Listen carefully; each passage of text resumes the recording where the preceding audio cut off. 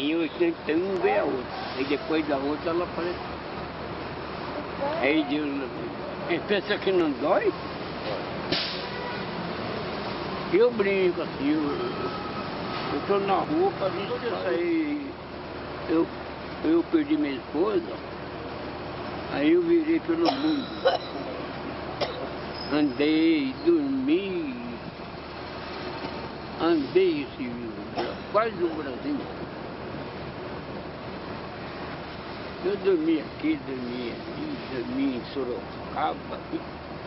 Conhece Piedade? Você conhece Piedade?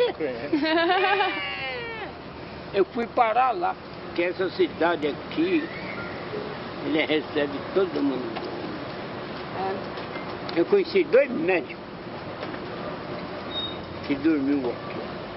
2 médicos que dormiam na rua aqui? Aqui, ó, do meu lado. E é formado, hein? É igual eu sou professor. É? Você é professor de quê? Matemática e de biologia. Minha mãe é professora. Eu dei aula para os melhores atores do Brasil. É. Sabe o liceu? Liceu, eu sei. Antigo liceu. Hoje não é happy service, Abre money happy service. E minha filha, eu aprendi essas linguagens aí. Quando eu fiz a faculdade, eu aprendi tudo. É verdade? Eu joguei tudo fora. Não, eu só bebo. Só bebe? Beber é comigo não. É 24 horas ligado. Nunca pus um cigarro na boca. E nada. Agora mais bita cachaça que é o problema. Eu já acordo correndo do que ninguém.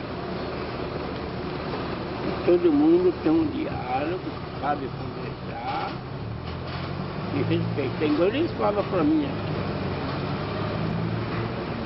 Ei, Batatinha, se eu tivesse no estúdio...